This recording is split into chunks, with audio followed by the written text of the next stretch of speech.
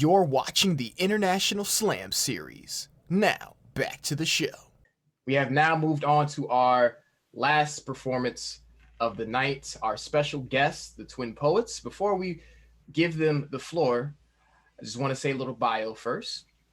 Not too many have witnessed a performance or have read a poem by the twin brothers, Al Mills and Namdi Chukwokcha. Sorry if I'm butchering that. Would deny that they have seen or felt the power. For the past 15 years, though, these two Philadelphia-based wordsmiths have been warriors on the front line for their community. Their goal is to teach children about the importance of self-expression, as well as writing down their thoughts to help themselves and others who have the same struggles and challenges. Twin Poets have been featured on the Peabody Award-winning HBO program Def Poetry, BET's Lyric Cafe, and NPR's Poetic License, and are the subject of a Hearts and Minds Films documentary called Why I Write. In 2015, the Twin Poets were appointed by Governor Jack Markle to be the 17th Poet Laureates for the state of Delaware. And quote, poetry is, for them, far more than rhyming words. It's the salvation of the streets. Please give a round of applause for Delaware's own, the Twin Poets.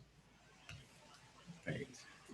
Appreciate it. Thank you. Thank you, everyone. Twin Poets, Brother Namdi, little big brother Al, big little brother Namdi. Glad to be here to share our work and our words. Thank you for hosting this venue, just to bring together the love, especially at this time of the year, in a moment that is just has a hold upon our whole nation and in the world, really, just for us to be able to share our love and our creating. I mean, we need creativity and just to share this love now more than ever.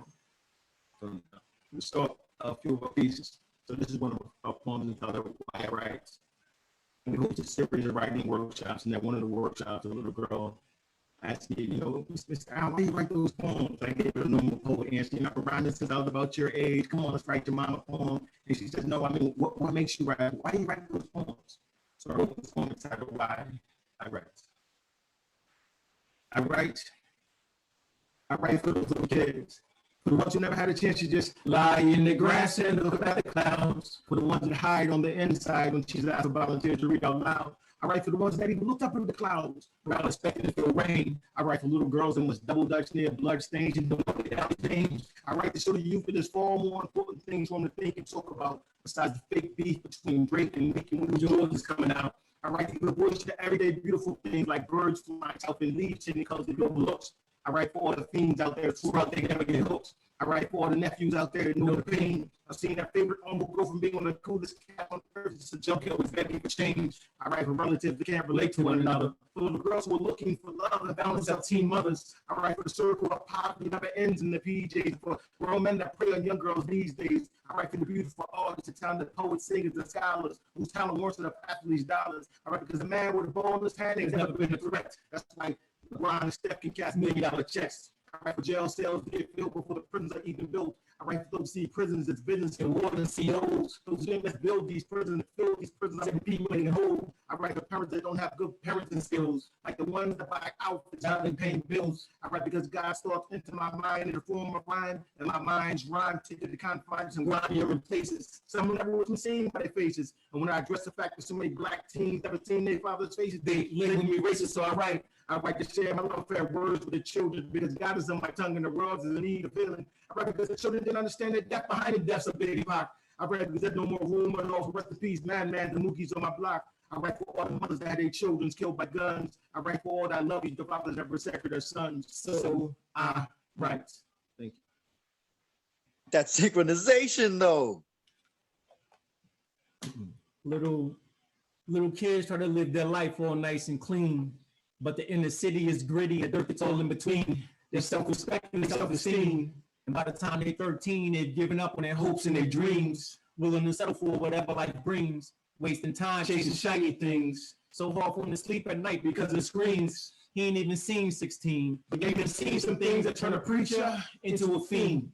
And you can look in his eyes to see that he's scared, Because he knew all coming, and he was not prepared. His future looked blank like those tees that he wear. And to him, God is just like his daddy. He ain't never been there. He ain't never felt his hand. He lived his life like a cell phone. He got no plan. Just wasting money and minutes, running circles for gimmicks. The race start and is finished. He does the crime, is caught and sentenced, labeled a menace. But really just a troubled teen who has trouble sleeping because he dreams about a father he's never seen. So he stays up late trying to make that cream. His fate, a murder scene. And it's another murder, another family having another funeral, another mother passing out having spasms. I swear if you sit quietly in the church, you can hear the devil laughing.